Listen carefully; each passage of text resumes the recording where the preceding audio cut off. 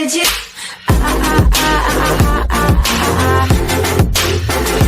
Anything you want.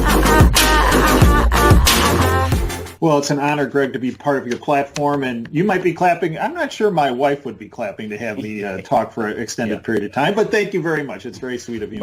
My wife gets sick of hearing from me. She says, could you just not talk? Okay, I'm going to call my friend Dave Janda. And she must have gotten that line from my wife, Libby.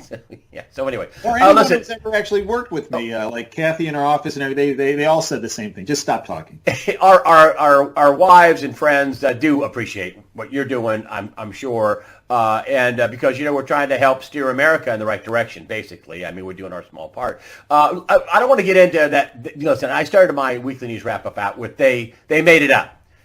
All the evidence says that. They made it up. They try to knock out a sitting president. The president says that. It's time. It's go time now for the Trump administration, the Trump empire, so to speak, to strike back. But I want to get into before we get into the strike back, I want to get into the why. I was listening to Rush Limbaugh the other day, and I like Rush. He's a smart guy. Now, they did this for jobs. I'm like, whoa, what? They committed felony after felony, treason after treason, to spend the rest of your life per count in jail, per count, or get threatened with your, losing your life, as Sarah Sanders came out and said, this is treason punishable by death. And they brought this up. I mean, what was the motivation in your circle of people? It isn't just because they like, one little animal, one party over another. It wasn't just because they were going to get jobs. What in the heck is the motivation for these people to commit one crime after another? Power, control, and money. Donald Trump, I believe the actions of the deep state are indicative of the fact that he is not part of their particular silo in the globalist club, that being the Rothschild-Rockefeller axis. And they saw Trump as an enemy of their state, an individual and a movement that he had created and helped create that took on their power base, that attacked the middle-level puppets of the Rothschild-Rockefeller axis, the middle-level puppets being the Obamas, the Clintons, the Bushes, the McCains, the Romneys, the Ryans, the Soroses. And they see Trump as an individual leading a movement that can affect how they've been able to control, how they've been able to have the ultimate in power, and the ultimate in raising their financial resources for themselves and for their families. And they wanted to and continue to want to do everything possible to undermine President Trump, remove him from office, and undermine the Make America Great Again movement. I mean, Greg, when you boil all this down, this is about sedition. This is about treason, as you mentioned, Sarah Sanders pointed out. It's also, Greg, about something that the bought-off lamestream fake media has never addressed, and this includes Fox.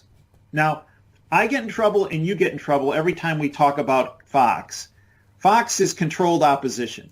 And this was made blatantly evident during the midterm elections when you were doing your live stream broadcast, which was better than anything during the midterm elections on the bought-off lamestream fake media.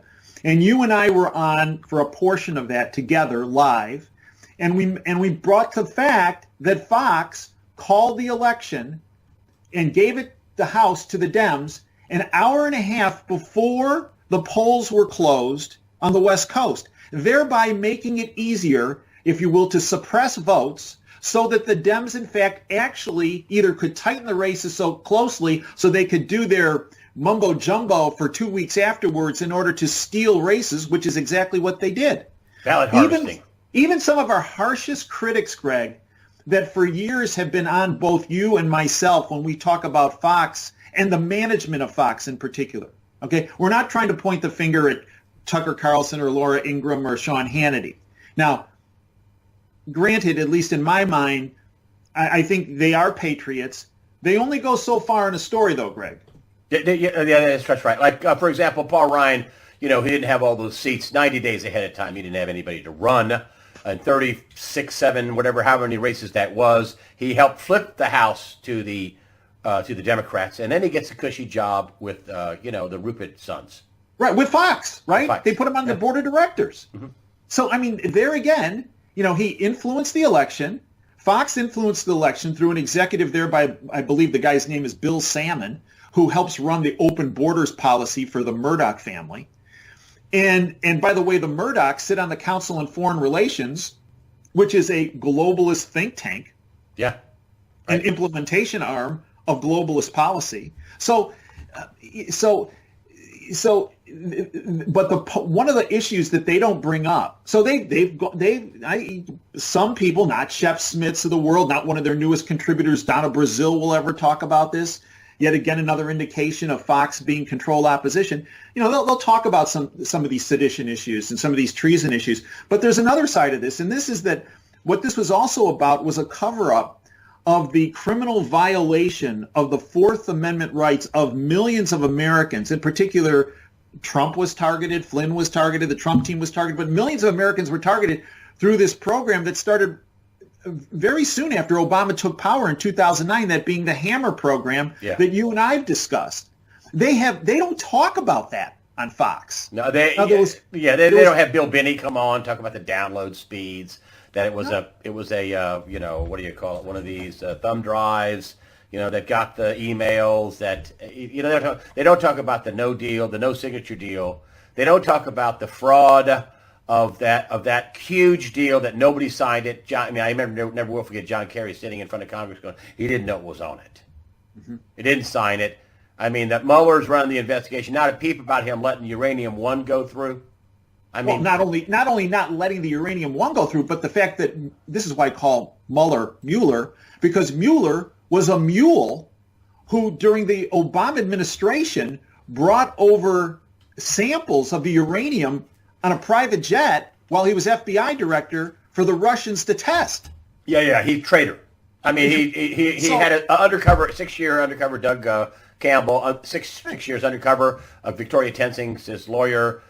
He knew that they had an espionage, a Russian operation. They had a name for it, Operation Dominus, I think it was. Racketeering, bribery, money laundering, espionage, trying to control the industry. He let that go through. And to your credit, now I want you to take a big bow. You said, listen, Mueller's going to be under control. That the crimes that he's committed and the things that he has done are going to make him. He's going to look like a fool. We were on more than once, and I said, boy, he looks like a fool. That's his job.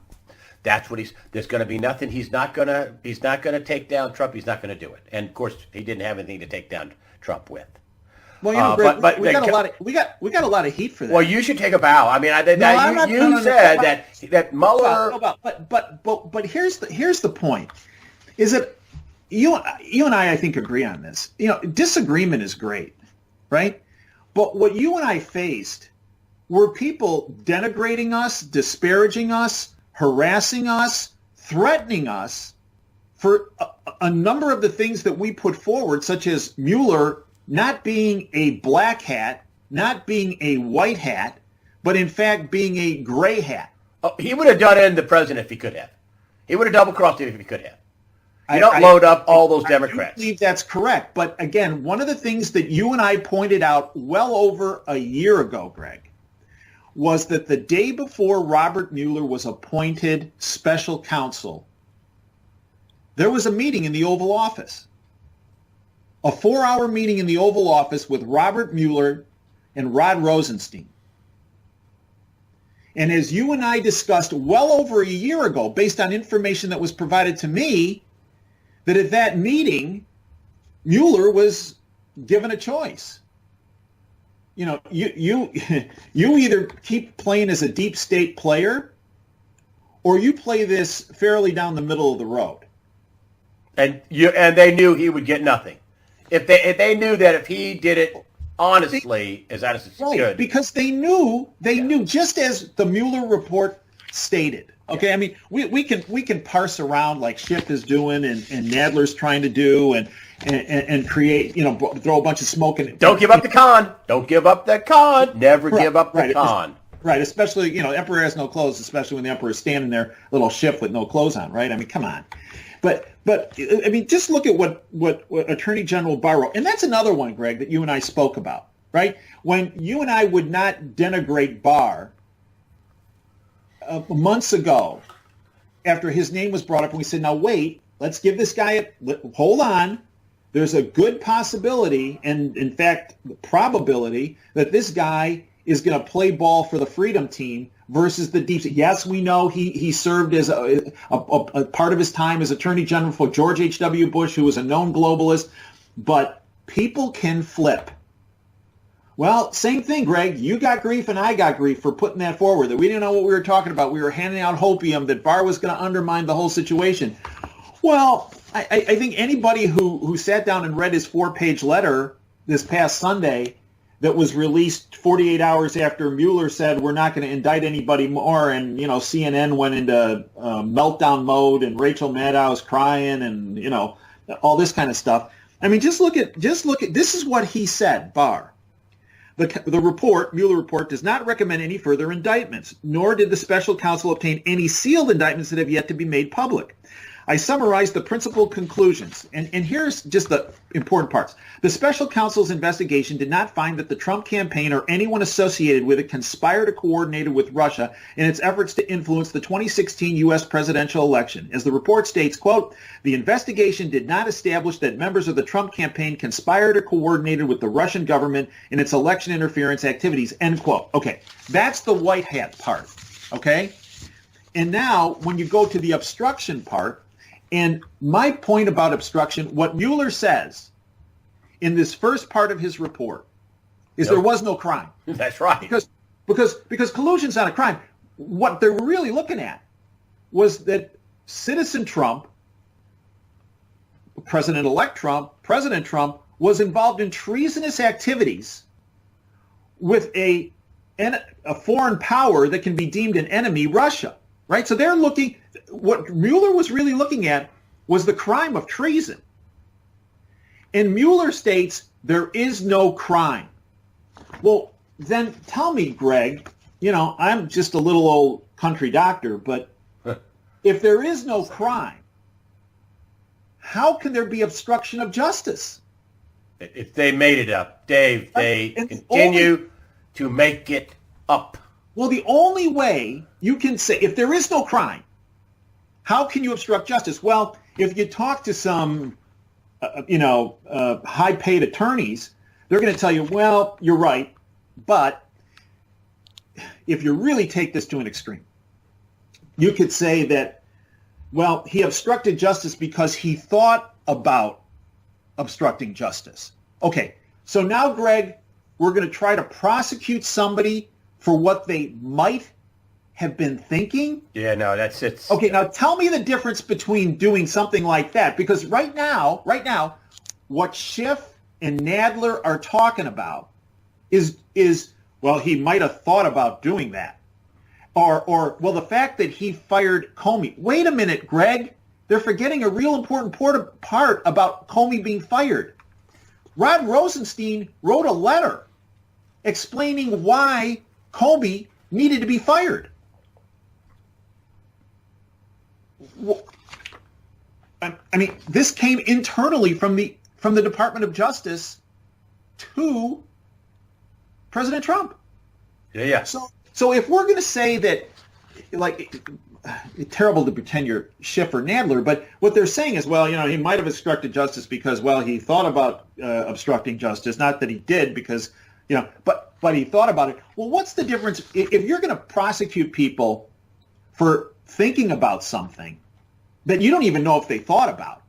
How is that any different from Nazi Germany or Mao's China or Stalin's Russia or Mussolini's Italy? Let's go ahead and step forward here because according to Donald Trump in his meeting in his town hall, his rally, which is huge, he called what the Democrats are doing ridiculous bullshit. That's a direct quote.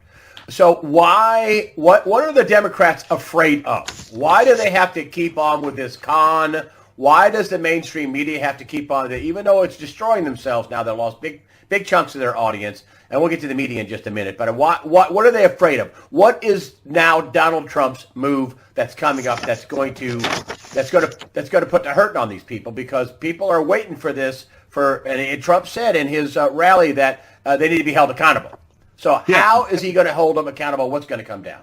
Well, so right. Thursday night in Grand Rapids, he said those perpetrated the Russian hoax will now be held to account, just as you said, right? So account for what? Well, as we've outlined, sedition, trying to remove a duly elected president of the United States, treason, they're networking with Russia to, in particular, the Hillary Clinton campaign, the DNC, Brennan, the former director of the CIA, who, by the way, Greg, a year and a half ago, I stated I felt one of the first people at a high level that was going to get indicted was John Brennan. I stand behind that.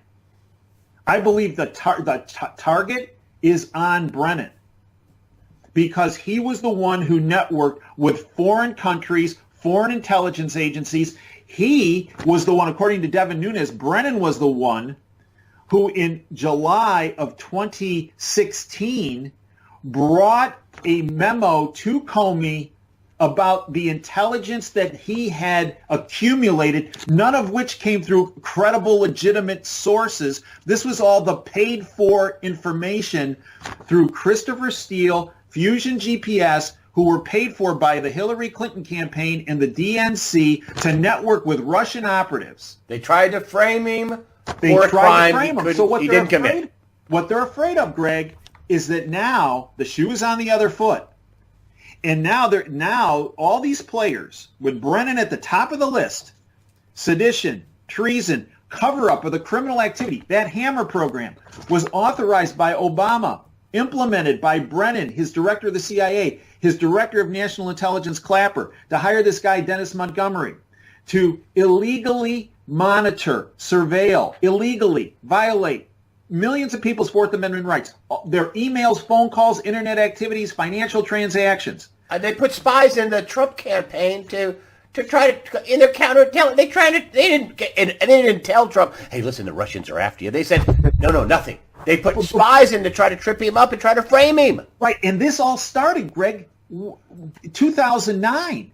Okay, and they're afraid. They were afraid now that. Wait, it started in 2000. Wait, stop. Trump is starting to get more and more popular. They started in to fall. You said 2009. It started in 2009. Yeah.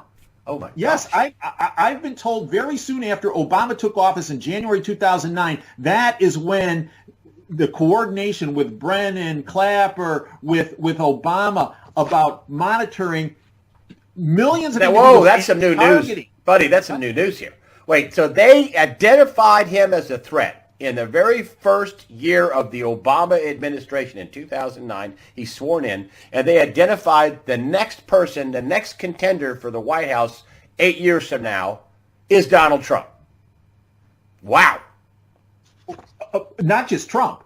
They were looking at a number of people. They were monitoring millions of people, but in particular, they targeted a number of people that they thought were potentially viable as undermining the deep state's power base when it came to their power, control, and financial resources. That's new news, buddy. That's stunning. And they implemented this, and what they found was they weren't getting anything on Trump through this Hammer program. Then Dennis Montgomery all of a sudden realized, this isn't good. And he got an attorney, and he went to the FBI and brought him 47 hard drives with millions of documents. Wow. And asked for a video deposition under oath.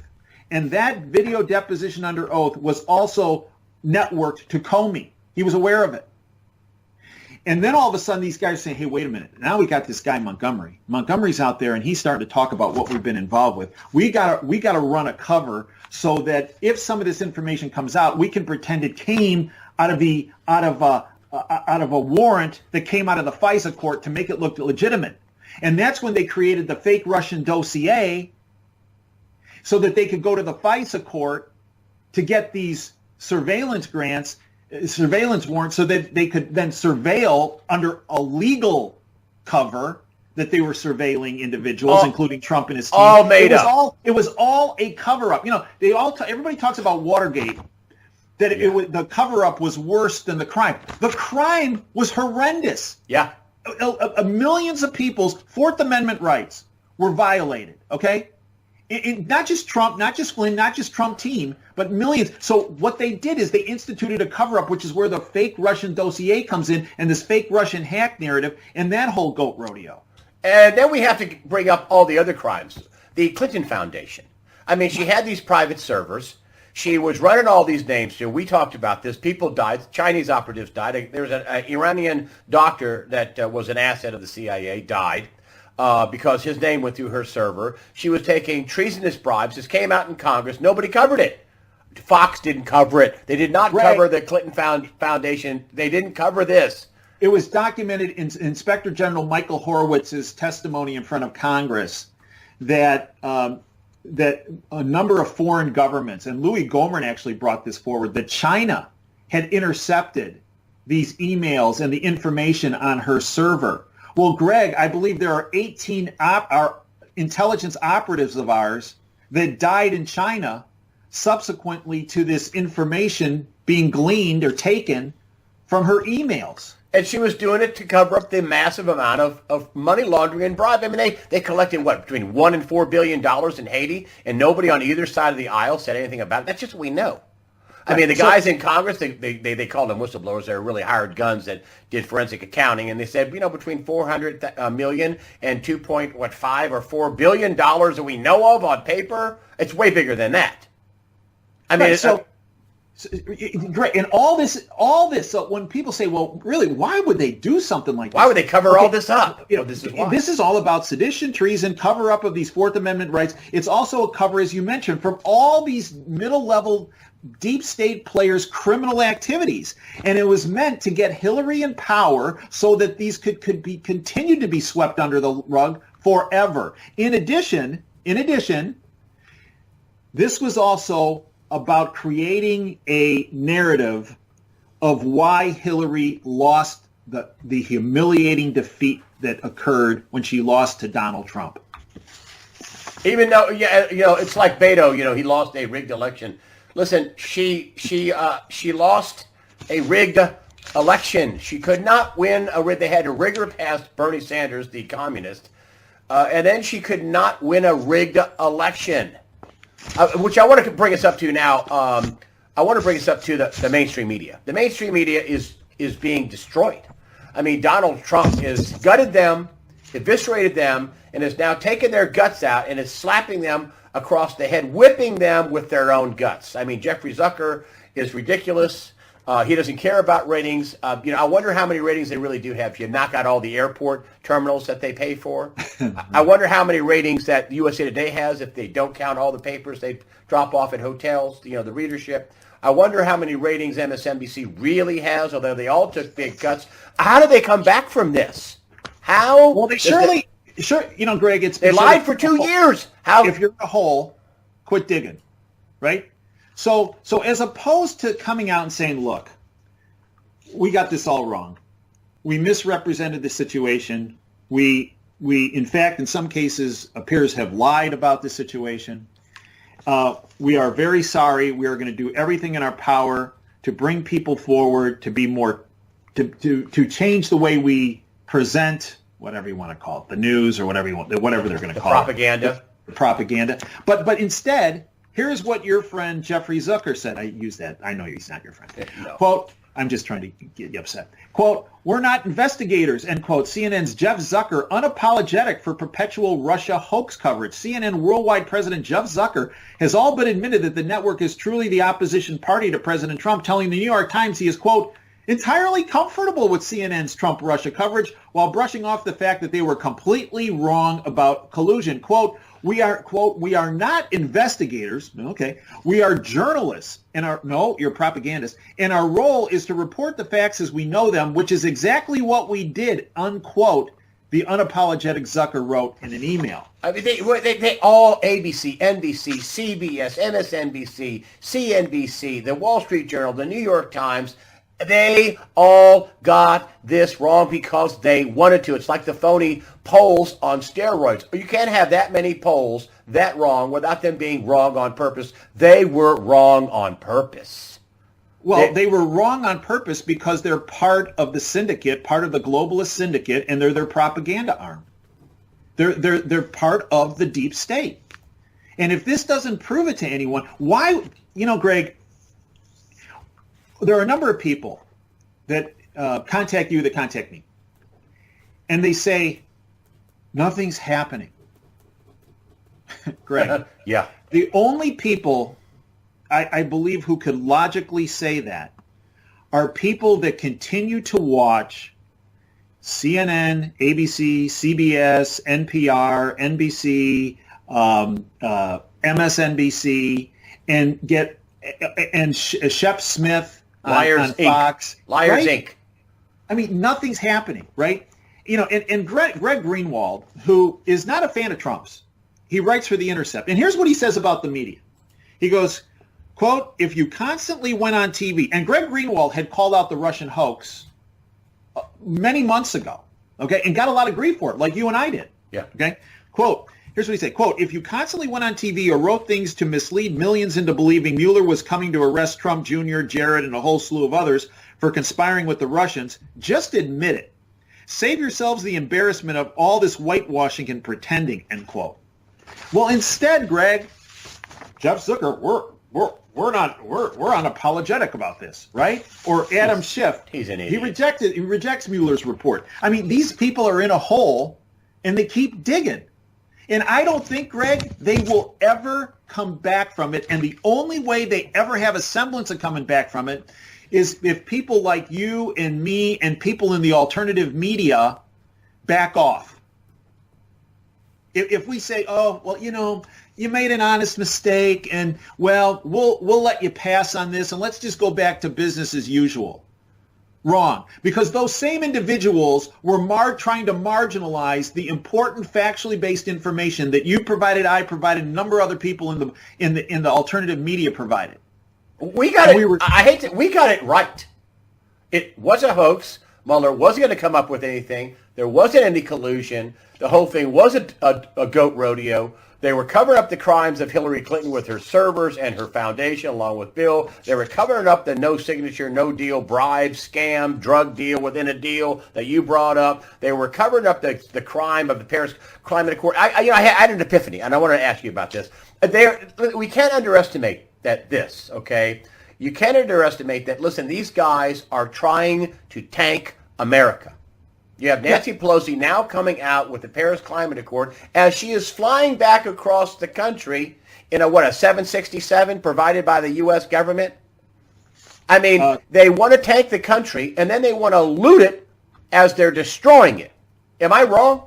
No, I think you're right. And the reason is because the deep state's goal, their ultimate goal, is the destruction of the United States, and if you will, creating chaos so that they can create their new world order and their one world government and the like.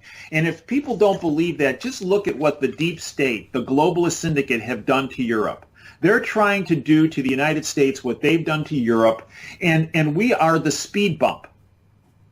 And their goal is the destruction of this country. And all you have to do is look at how they've already attacked our country and actually, unfortunately, been fairly successful. They've destroyed the rule of law in this country, where there's a two-tiered system, where the people like Jesse Smollett get to walk, right? And people like General Flynn, who the FBI stated believed he didn't lie to them, yet they prosecute him for lying to the FBI, right? Or what they've done with the educational system, or what they're trying to do, what they did to the healthcare system with Obamacare, and what they'd really love to do to the healthcare system with Medicare for all, what they're doing to our border. One of the single greatest way to destroy a country is to destroy its sovereignty, destroy its borders. That's exactly what they did in Europe. And that's what they're trying to do here. And I'll tell you something. So Nancy Pelosi, wait, stop. Okay, but Nancy Pelosi, she is a seditious traitor. Yes, she is, and so is, I believe, the vast majority of people in Congress, both the House and the Senate. Look, Greg, one political party, they're called the Republicans. They're all owned and operated by the criminal syndicate. And if you want any more evidence of that, just look at how the House and the Senate voted against the national emergency as it relates to the border, right? Yeah. Thank you, Mitt Romney. How many, quote, Republican members of the House and how many, quote, Republican senators voted to override his national emergency? A tremendous number. And that didn't surprise you or me. And because we have identified these individuals as being part of the globalist syndicate, they might have an R after their name, like Paul Ryan. He's part of the problem. In fact, he's one of the big parts of the problem because he's like a wolf in sheep's clothing. Or Rand Paul. Or Romney. Shame. Romney. Weasel. Right? Oh, and their godfather, McCain, right? Yeah. I mean, he's kind of the epitome of that. So these warrants are coming. The president's talking about holding these people to account. That's what people want to know about. When is the ball going to drop on these guys? When is the clock going to go ting for the last time? Okay, so I think the clock already tinged, and that was with the release of the Mueller report. And here's why I say that.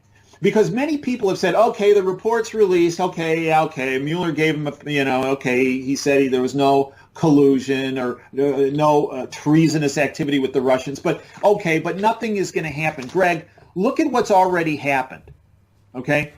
All, I believe, related to the fact that the president was cleared of being associated with the Russians in a treasonous activity. One, the Green New Deal, I got a little list, you like lists. Here we go. The Green New Deal went in front of the Senate, and the vote was 0 senators voted for it, 57 against, and 43 Democrats voted present. Now, that's what Barack Obama used to do in the Illinois State Senate when he didn't want to take a position on something where he could be held against it. Okay, he has a huge track record in Illinois, in the Illinois legislature, of never voting, of just voting present.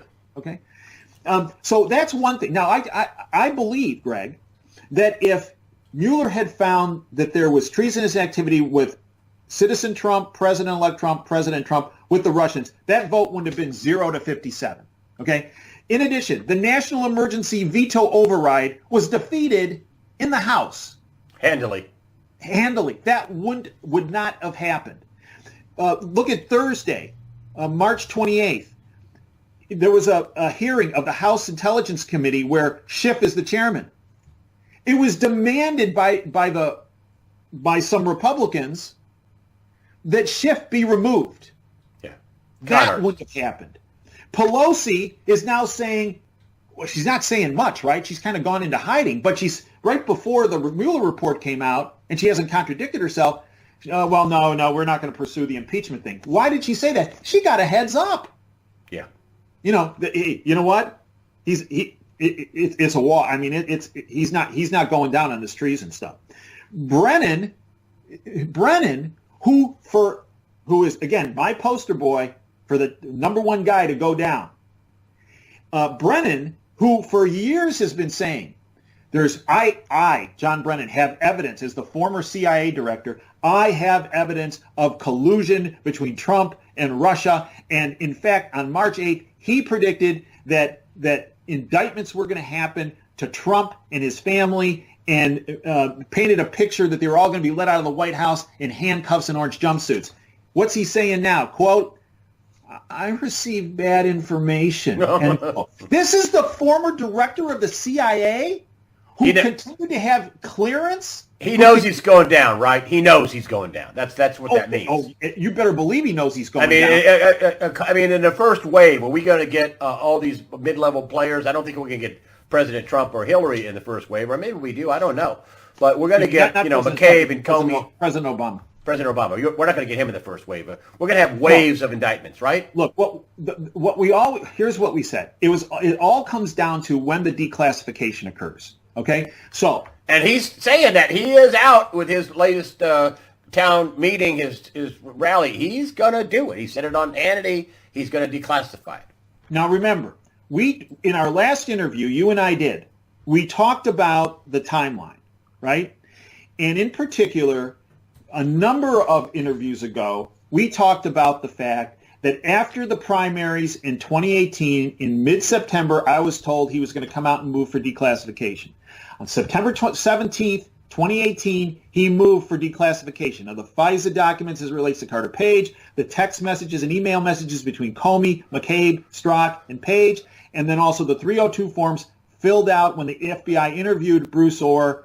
All these prove treason and sedition. All the treasonous Correct. and seditious acts are going to be brought out. He pushed for that September 18th, as my sources had indicate that was going to occur. That happens, and then all of a sudden it's like, well, no, we got to have the Justice Department look over this, and things got slow walked. Now, if they go back to our last interview we did, we specifically talked about Team Trump needed time because they realized when the declassification was going to occur that the deep state was going to counter. And we talked about that last time, Greg. And we talked about the steps that had been taken and that we felt that the declassification would occur. There's only one person who can determine that. That's President Trump. He can do it immediately. However, he is not going to do that until he believes he has the deep state counterattacks negated. All right? So we talked about timing. First we said Barr comes in. Then we said Mueller report comes out. Okay, check on Barr, check on Mueller report comes out. And we also said, as you mentioned, that Mueller was not going to find that Trump colluded or was in treasonous activities with the Russians. Yeah. What I understand is the next shoes that are going to drop are going to be the following. The OIG report, the Office of Inspector General in the Department of Justice, Michael Horowitz, is going to come through with his report on the FISA abuse, and also Huber. And many people say, oh, Huber, Huber's not doing anything. No, there's nothing going on. Okay, right here. Letter from Jeff Sessions dated November 22nd, 2017. And what it is, it's a directive from Jeff Sessions, Attorney General Sessions, to Huber. And it's about him pursuing matters as it relates to the email, how the email situation was handled as it relates to Hillary Clinton and the Obama Department of Justice and FBI, and the Uranium One investigation. Okay, and all the treasonous bribes she was taking from countries. That's why she hid it. She was hiding her criminality. She was hiding her treasonous bribes. They were making money hand over fist. They were funding the Democratic Party. Who knows if the CIA, where they were funding, who knows what they funded with this big ball of crime called the Clinton Foundation.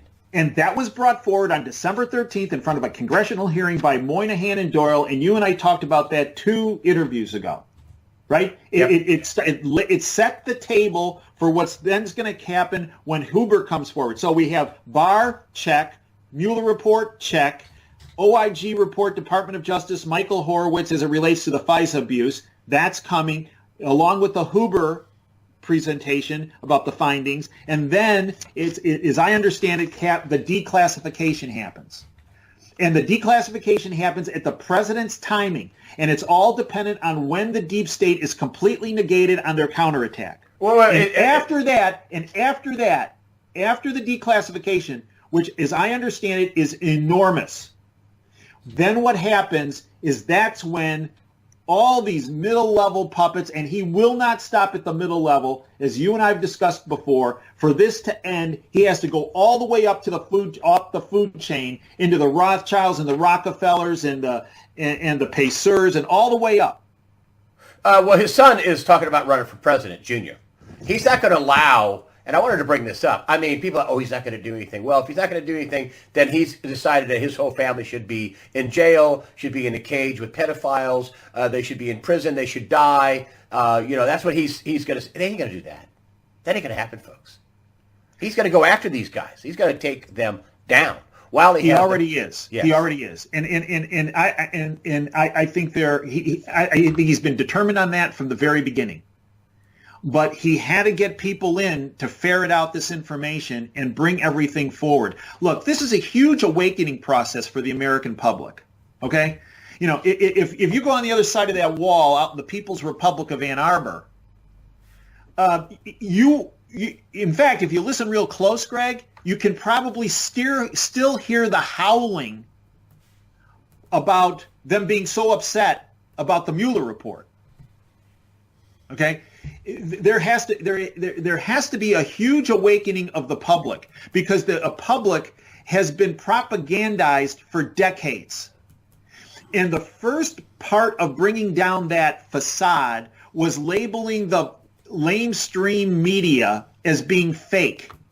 And when he did that, he was denigrated. You and I were denigrated. People in the alternative media were denigrated. That these are the pillars of information. This is the fifth estate to provide information, to hold people's feet to the fire. Wrong. Lie. They were all involved in sedition, and they were all involved in propagandizing the public, and they are all part of the problem. They were part of the media leak strategy. Strzok and Page, he was a very high-ranking number 2 counterintelligence. Peter Strzok at the FBI, Page, the attorney to Andrew McCabe, high-level people discussing the media leak strategy. They, at least some, were part of this treason and sedition. Period. The end. Part of it. And in fact, you know, people want so D-class happens, and that's when the big indictments, the Brennans and the like happen. But you know what, Greg? We already had an indictment this week. What about that guy Avenatti? Yeah. Right? I mean, he was going to run. He announced he was going to run for president in 2020, and he was going to tear Trump apart. Well, wait a minute. He just got indicted this week for extortion. And reportedly, his co-conspirator Garagos is this Garagos, and you know, the guy formerly from CNN, right? Well, Garagos, you know, do you know he has some interesting clients?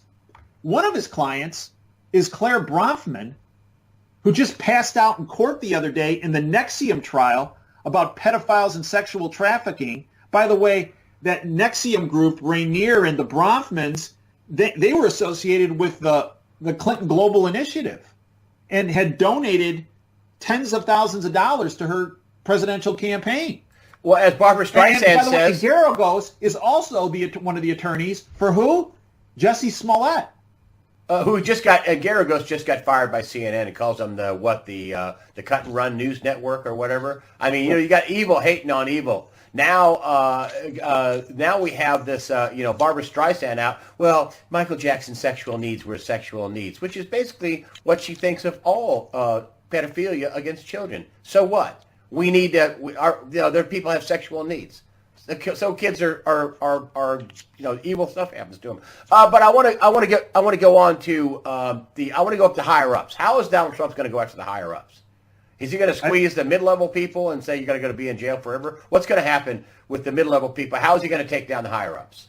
I think the higher-ups come down by two ways. One, squeezing the middle levels, and two, the Al Capone technique. You know, Capone was brought in on tax evasion. I believe the way they're going to bring the Clintons in is by going after the financial irregularities, let's call it, in the foundation and how they did business. I mean, Moynihan and Doyle testified in front of Congress that they felt between $450 million and $2.5 billion, just as starters, were run illegally in a money laundering operation through the Clinton Foundation. I think that's how they're going to get squeezed Bill and Hillary on a number of different fronts, but that's one of them. And I believe they're also going to squeeze the higher ups, the Rothschilds, the Rockefellers, the Pacers, all the way up. They're going to squeeze them on their financial side. And I think that's how they're going to take them down. I think it's going to be an Al Capone type of technique. Ooh, it has to take, and Trump, and when I asked you this the other day, I said, is this just you saying this, or are your sources all on the same page saying we can't just knock out the middle level people? They'll just be back with more middle level people. We have to cut the head of the snake off. Is this your people's thinking, the freedom people that you're in contact with? Is this how everybody is thinking? Yes. Wow. This doesn't stop with the middle levels. This doesn't stop with the Obamas, the Clintons, the Bushes, the Soroses. No, because you're not solving the problem. You got looking at it as a physician. You know, when you're looking at it in an operation and you're looking at cancer, you just don't say, well, I'm just going to take a little part of that tumor. What you do is you have to excise the entire tumor. And they are down with taking these guys down completely. Yes. Whew. Which brings me to the financial thing. You know, the Brexit, they lost another vote this past week.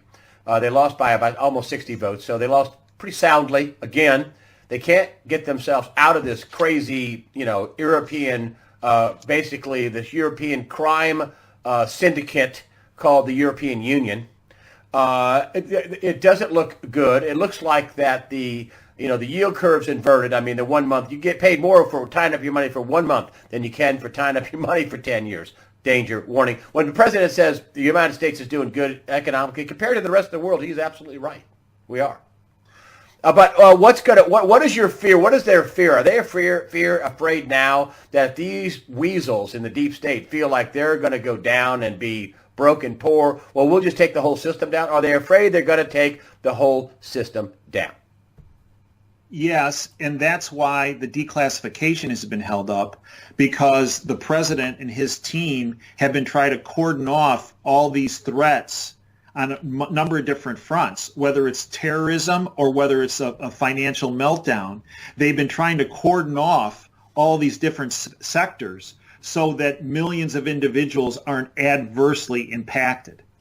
And I mean, Greg, if you just look at the numbers. I mean, wait. When you say adversely impacted, you're talking about people's pensions being cut off. You're talking about what Jim Rickard says they're going to freeze the system. Are you talking about a currency devaluation, a currency reset, a debt reset? What are you talking about? All of the above. There's a number of different financial problems on the table that are continually being addressed on a beyond daily basis, on an hourly basis. And as I've said before, both on my platform and on your platform, if you look at the underlying problem in the world's economy, it's debt and the financial instruments, the derivatives associated with that debt. And the system has been rigged to blow. And what I believe a number of leaders, including President Trump, have been trying to do that aren't in the deep state's pocket. That doesn't mean they don't have some ties to the globalists. Okay, there are, as we've outlined before, there are different silos of globalists. The one silo that's really put our world in harm's way is that Rothschild-Rockefeller silo, and I believe a number of world leaders are working with some other silos, and in particular the silo that's more about, look, let's just everybody get along, do your own thing, do your own business, maintain the sovereignty of your country, and let's just move this boat along the river. And it's those silos right now that I believe are in conflict with the Rothschild-Rockefeller axis. And yeah, one of the concerns is as the Rothschild-Rockefeller axis loses its power and control and financial resources, they'll do something that's terrible and harm a lot of different millions of individuals. And I believe President Trump is one of the individuals leading the charge in trying to protect the system so that as it does reset itself, that it's a reset that is not catastrophic for millions of people. And you think this resets because people got when's going to reset? You know, I think in Trump's dreamscape he'd like to do it in the year 2021, but I don't know if it's going to last out that long.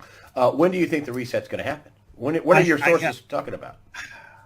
You know, a number of people I talk to, Greg, tell me that they're surprised that the system hasn't cracked further already. And I believe the reason why it hasn't is because there's been this shoring up process behind the curtain, and one of the important developments that my sources speak about is the fact on April 1st, gold becomes a tier 1 asset in international banking system. And that all of a sudden gold now has more relevancy to the financial system because it's now raised to a tier 1 asset. And so come Monday morning, guess what? Your gold is now not 50%. is now 100% ranking, but you have to have it in your vault, and it has to be yours. Can't have any claims on it. Is that what you're telling me? And the reason why that's important is because something that you can hold in your hand that has intrinsic value, that is not encumbered to another entity, such as paper assets can be, is now given a higher, if you will, position in the financial world. Your sources are saying gold is going to be part of the reset. Yes. The Fox Business, somebody sent me this article. Actually, the writer of the article sent me this article. In order for you to get cleared on this on Fox Business, they were asking the question, should America default on its bond debt? And this was on Fox Business. Now, I would imagine you better get some pretty high up people to throw holy water on that and say that's okay to put out on Fox Business. Are they thinking about defaulting on our bond debt? I haven't heard that, but whenever I brought that subject up, the response to me has been, well, who would you rather have in the Oval Office if that's going to be the case? A guy who's used to a debt situation and dealing with bankruptcy, such as Donald Trump, or some globalist player that's just sitting there happy to let the house burn down? I mean, I think Hillary's plan, and I think the globalist plan, was to cut up America. And I think if your idea, we're just going to destroy America, let's loot it. And we'll be behind our gated communities and fly our jets and have the little people will be in our tunnels and our underground bunkers which exist. And then we'll just loot the country because we don't care about America anyway, right? I mean, look at Nancy Pelosi coming back with the Paris Climate Accord just to gut America even further as she's flying her big jet back and forth across the country. I mean, isn't that what they're talking about? I believe folks like the Clintons, like the Obamas, like the Ryans of the world, the Bushes of the world, I believe they were looking out for their own best interests and the interests of their puppet masters, the deep state. And if our country dissolved, forever changed, I don't think they would have been upset about that. I mean, let's just flat out. I mean, this is the ultimate. They want to destroy America. And while we're destroying it, we're going to loot it. Yes, because we have been the speed bump to the globalist goal and objective of a new world order and a one world government in complete control. When do you think that this, what do people need to do to prepare for this? Because this is not going to be pretty. This is going to get ugly. I was talking to somebody we both know at Evolution Consulting, Nick Ruiz, and he says this is going to get ugly. I mean, we're talking about we're not at a shooting civil war, but we're almost at a civil war level right now with the vitriol and the lies and the cons and what's going on. I mean, what's the time frame for the orange jumpsuits and handcuffs? What is the time frame? It's not going to be next year. It's going to be this year, right? I don't have a time frame, but I can tell you this, is that the key is the declassification. And when the declassification occurs, I have been told that very soon after the declassification, because it is so big and so important, that very soon after that, that is when the indictments occur and we start to see the rule of law finally raise its head and if you will, bring to justice these individuals and these families that have done everything in their power to enrich themselves and deprive hard-working Americans and people of the world. But you think it'll be this year? I mean, it's not going to be. This is not a long term. This is going to be like 2-3 years from now. I mean, this is Greg. If I had my druthers, it would have been months ago. Yeah. Right? It would have been many months ago. It would have been years ago. Because I think our country was being destroyed and came very close to actually going over the edge. If not, maybe we actually did put our toe over the edge at one point when Obama was still president. But I don't see how this can continue. We're going to be in the beginning of April. I don't see how this can continue for another 8 months. Because, again, I have been told Barr comes in place, then the Mueller report comes that shows that there's no interaction between Trump and the Russians and this treasonous activity. Those two have been checked off. Now comes OIG report, Huber, and the D-class. And the person who calls the timing on the D-class is President Trump. And that timing, again, is really important, is completely dependent on when he feels as though they have negated the counterattacks of the deep state. And one of those counterattacks is a financial instability event. And that doesn't mean that we're not going to have some rough times financially, because the system is too dependent and too propped up on debt and the derivatives associated with that debt. And what they're trying to do is, in this time frame, this time warp that we've been in for last couple of years, because people say, well, why on January 22nd didn't Trump take all these folks down? Come on. I mean, these people have been in power and they've rigged the system for over 100 years. He's not going to do it in a day. He's not going to do it in a year. He's not going to do it in 2 years. But the point is that as these dominoes are falling, we're going to eventually get to the declassification domino. And right now, that declassification domino, think of President Trump's finger being on it, holding it up. Okay? The dominoes are falling, and now they're coming on the declass, and he's sitting there and he has his finger on it, holding it up, because he doesn't want the next one to fall until he makes sure that people are protected for when he lets that domino go. Very good. And I don't see how he's going to keep holding that for the next 8 months, because the dominoes have to keep falling. Yeah, that's not what he's signaling either. You don't have an event the size of what he just had this last week in Michigan and saying people need to be held to account. That's right. You don't have that. And also, when he was recently interviewed by Hannity, said he's going to declassify soon. He said he's going to declassify, and he also said... So people need to be ready.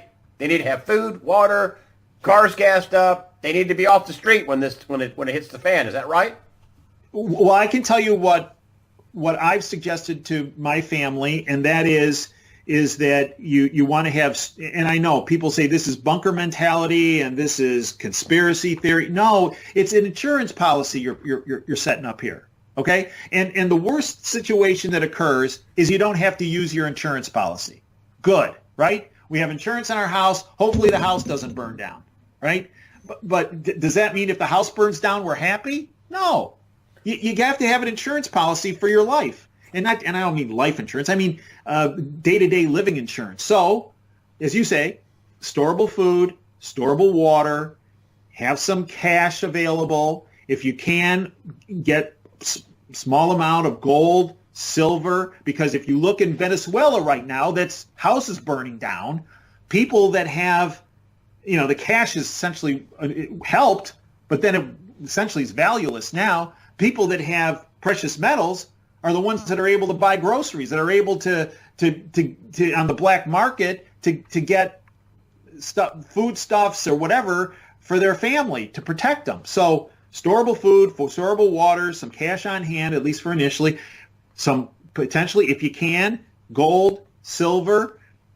I suggest you have your medical supplies, and some basic stuff like, toilet paper and all that kind of stuff. But the other thing is you got to find I think you have to think worst case scenario. I'm not saying that everything's going to turn into Fort Apache the Bronx, but what I am saying is that having some lead and having some means to deliver the lead to protect yourself and your family is also a good move. I want to just close briefly. I wanted to get this in. I had a list of things to go down. I knew it was going to be a long interview, but people, I'm sure, are lapping this up because you're a very interesting guy and you get very well connected. I know who some of your sources are. I've been looped in on emails. I'm never going to give them up, but I know you have very good sources. But here's the last question is about the election. We had election fraud. We had voter fraud, election fraud in Texas and in multiple states across the country, California, this voter harvesting, ballot harvesting, the illegal aliens voting by millions millions of people. We did have a election interrupted. The mainstream media conspired with the Democrats and the Russians to basically throw the midterm elections in 2018. Now, fast forward, there was supposed to be a report out about the election fraud, about the irregularities, about all the the shenanigans and the fraud. The fraud and rigging and election and voter fraud going on to steal an election, because that's what Democrats do. What's happening with that? Are they going to be held accountable? I mean, I know you're not going to reverse the election. What's happening with the report that was supposed to come out that never came out? So I've caught a lot of grief on this because I came out. There were many people that said after the midterms that the election would be reversed. And I caught a lot of grief for being a doomsayer by saying that what I have heard from the sources I know and trust was that no, the election was not going to be reversed, that what the 2016 election and the 2018 election, information was harvested in those elections documenting the fraud, and that the individuals that were involved on the ground level with this election engineering were being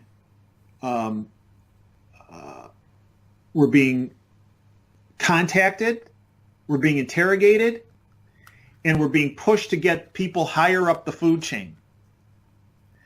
And the whole idea of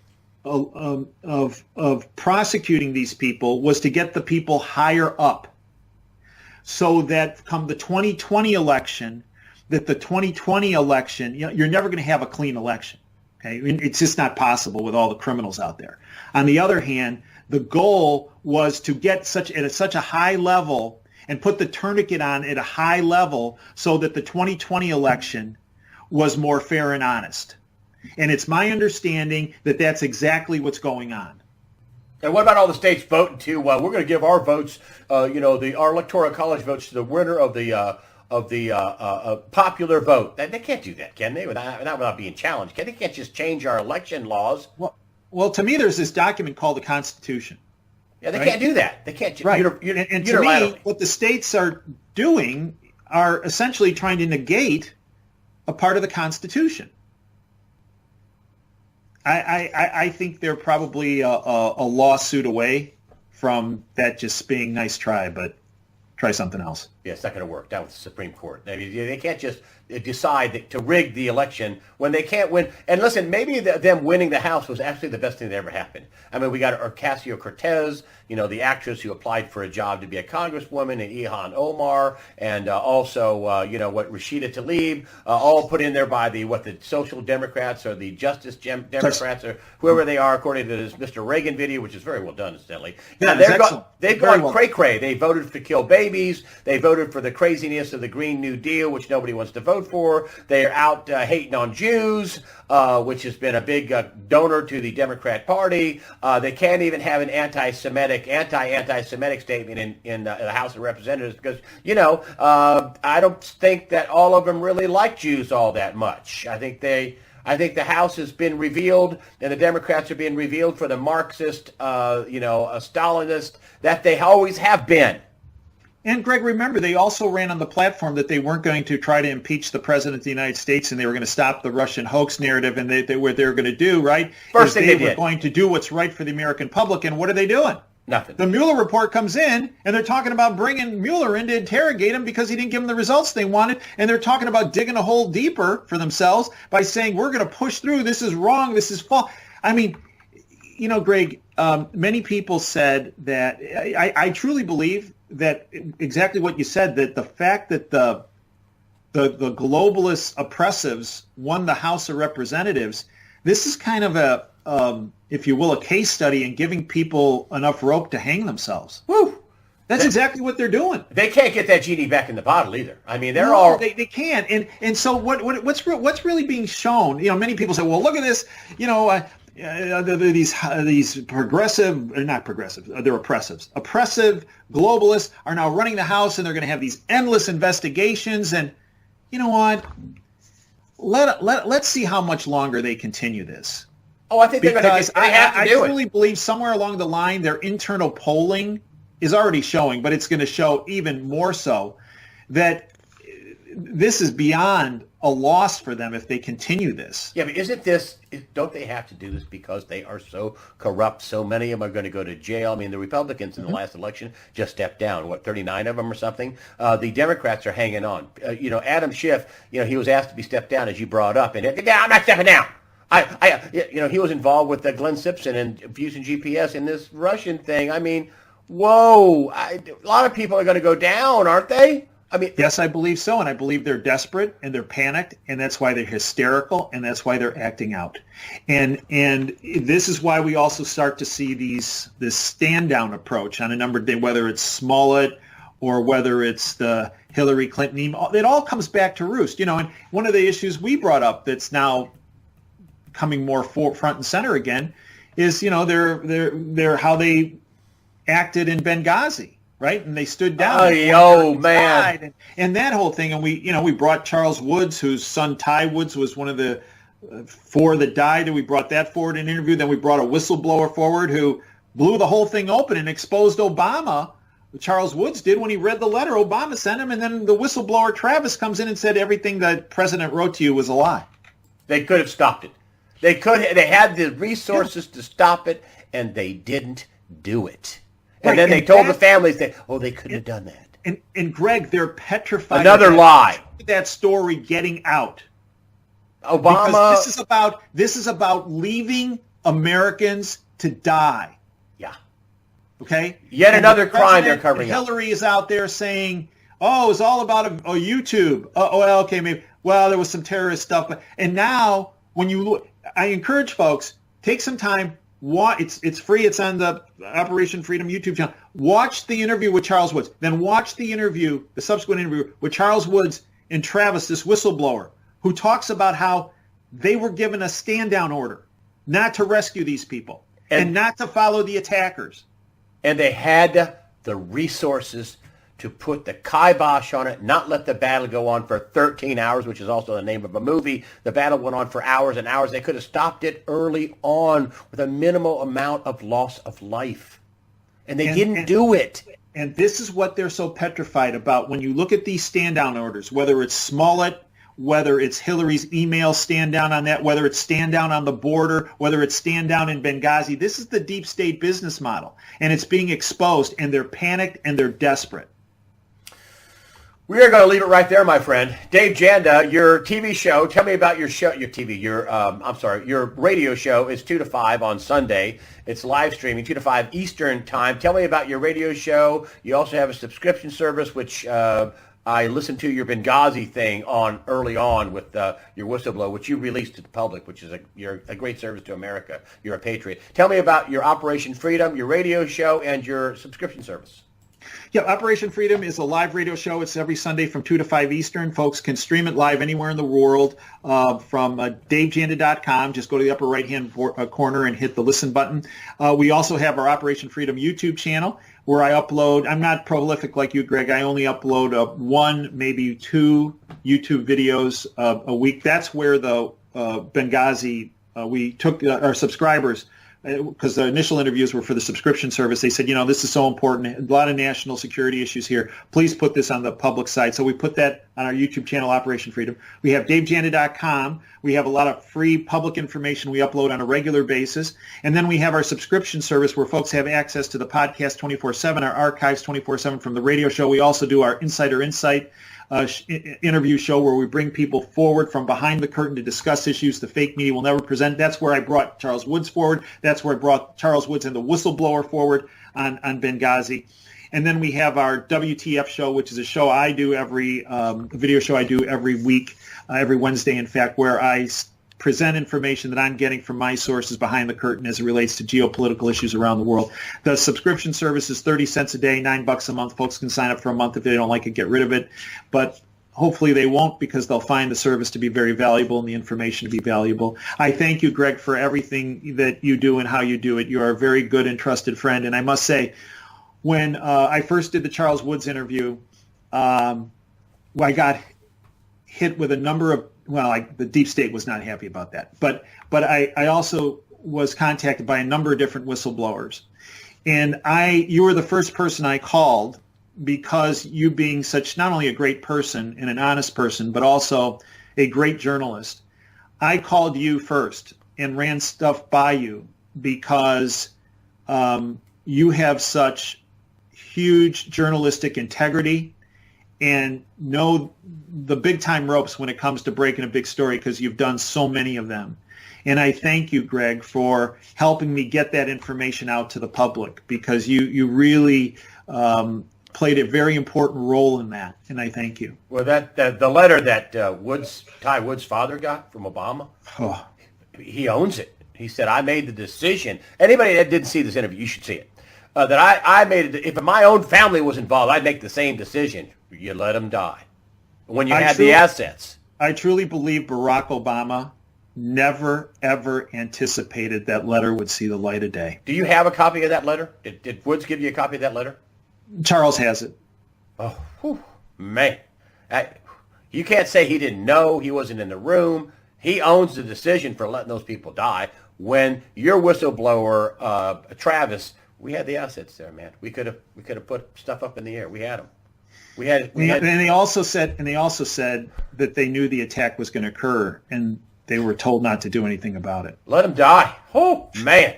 Yet another reason why the cover-up, this fight over the election, the fight over Donald Trump in 2020, the fight over him in 2016, the phony framing to knock him out of the office.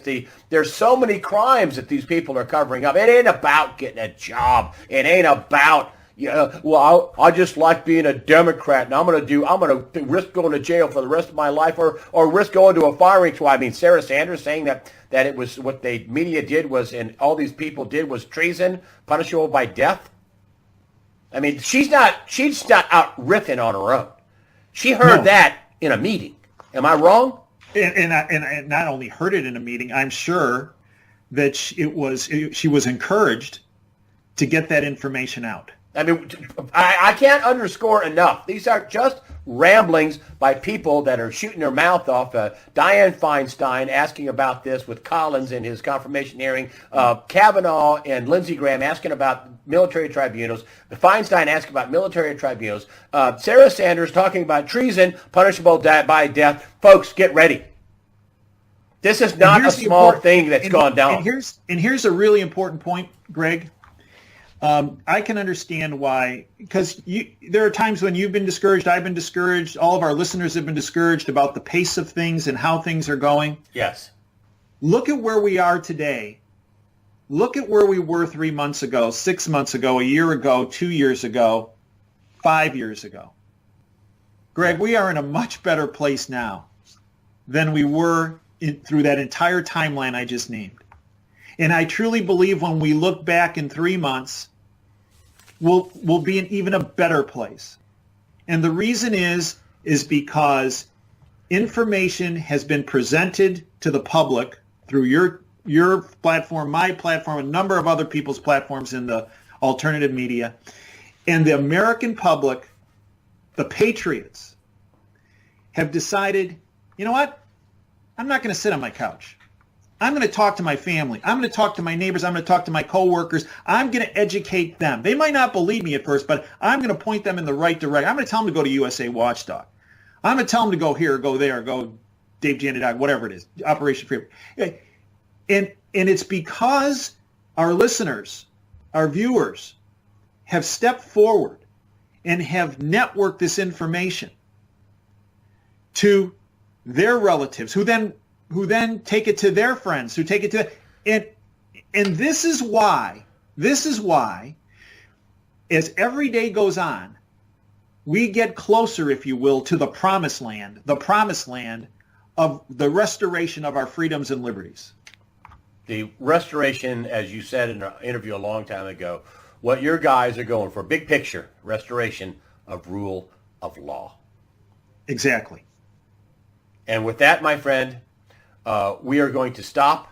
I appreciate you. You were right, buddy. You were right about Mueller, that he was just, all he had to do was just play it down the middle and he'd find no collusion, and that's exactly what was going to happen. And that's exactly what happened. Now President Trump is in the power position, and the Trump administration is going to strike back.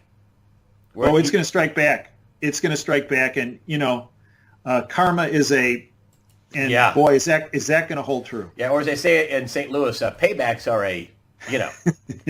they're tough. Yeah, it's going to be really tough for the really bad guys and bad gals, bad guys and bad gals. And you know what, Greg? It's about time.